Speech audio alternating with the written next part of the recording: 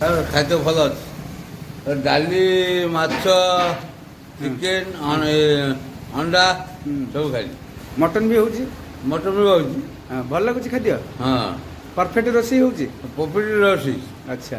ଆପଣ ମୁଁ କହୁଛି ଏଇ ହୋଟେଲରେ ପୋପିଟି ରୋଷେଇ। ଆପଣ ସବୁବେଳେ ଆସି ଖାଆନ୍ତି? ମୁଁ ସଦାବେଳେ ଆସୁଛି। ଆଚ୍ଛା। ଆପଣ ମୋ ମାଲିକ ଅଛନ୍ତି? ହଁ। ଅଛି। ତା ମାଲିକ କେମିତି ବ୍ୟବହାର? ହଁ, ଏ ମୋ ହୋଟେଲର ମାଲିକର ବ୍ୟବହାର କେମିତି? ବ୍ୟବହାର ଭଲ ଅଛି। ହଁ, ସେଇଥିପାଇଁ ଗୋରାକ ସବୁ ଆସୁଛନ୍ତି। ଶୁଣନ୍ତୁ, ସେ ମୋ ପକ୍ଷେ ଯେମିତି ବ୍ୟବହାର କରୁଛି, ମୋ ବୋମା ଅଛି, ତାକୁ ମୁଁ ଯେମିତି ସମ୍ମାନ ଦେବି, ମୁଁ ସେମିତି ସମ୍ମାନ ବ୍ୟବହାର କରୁଛି।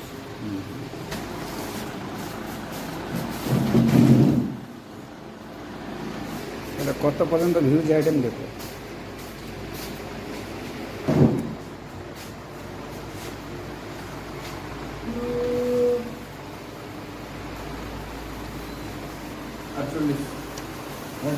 অন্ডা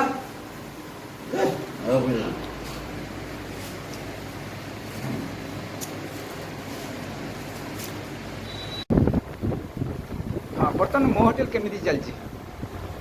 ମୋ ହୋଟେଲ ଏଇଟା ଜମ୍ବୁ ପଞ୍ଚାୟତରେ ଘାଟ ପାଖରେ ଅଛି। ମିନିମମ୍ ଖରାପ ଚାଲିନି, ଯାଉଛି 40, 50, 60 ମିଲ୍।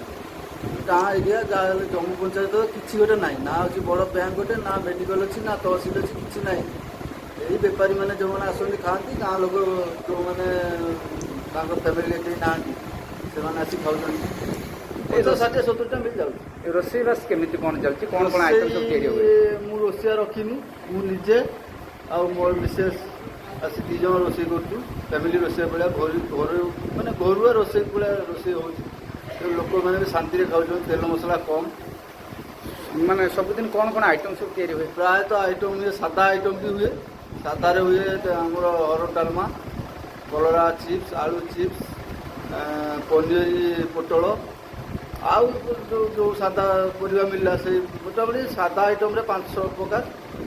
ଆଉ ଆଇଁଷ ଉପରେ ହେଉଛି ମାଛ ହେବ, ଚିଙ୍ଗୁଡ଼ି ହେବ, କଙ୍କଡ଼ା ହେବ, ଚିକେନ୍ ହେବ। ଆଉ ବୁଧବାର, ଶୁକ୍ରବାର ଆଉ ରବିବାର ଏଇ ଦିନ ଆମେ ମଟନ୍ କରୁଛୁ ଖରାବେଳେ। ଆଉ ବିରିୟାନୀ ବି ଅର୍ଡ଼ର ଦେଲେ, ଆମେ ଯଦି କିଏ ଅର୍ଡ଼ର ଦେଲା ବୁଧବାର, ଶୁକ୍ରବାର, ରବିବାର ବିରିୟାନୀ ବି କରିକି ଦେଉଛୁ। ସ୍ପେଶାଲ କ'ଣ କ'ଣ ହୁଏ? ସ୍ପେଶାଲ ମାନେ ତ ଏଇ ଆମ ଗାଁ ଏରିଆ, ଆମେ ଯଦି ବେଶୀ ଦାମିକା ମାଛ ଟିକେ ଆଣିକି ରୋଷେଇ କରିବା, ଗୋଟେ ମିଲ୍ ରେଟ୍ କହିଦେଲେ 150-200 ଟଙ୍କା, ସେ କହିବେ ଏତେ ଟଙ୍କା। ପ୍ରାୟ କେତେ ଟଙ୍କାରେ ସାଧା ମିଳିଯାଏ ଏବଂ ଆଇଁଷ ମିଳିଯାଏ? ସାଧା ମିଲ୍ ଆମର 70 ଟଙ୍କା, 4 ପ୍ରକାର 5 ପ୍ରକାର ଆଇଟମ୍ 70 ଟଙ୍କା। ଆଉ ମାଛ ମିଲ୍ ଡବଲ ପିସ୍ ମାଛ 80 ଟଙ୍କା। ଆଉ ସିଙ୍ଗଲ ପିସ୍ ମାଛ 60 ଟଙ୍କା। ଚିକେନ୍ ମିଲ୍ଟା 100 ଟଙ୍କା, କଙ୍କଡ଼ା ମିଲ୍ 150 ଟଙ୍କା, ଚୁଙ୍ଗୁଡ଼ି ବଡ଼ ଚୁଙ୍ଗୁଡ଼ି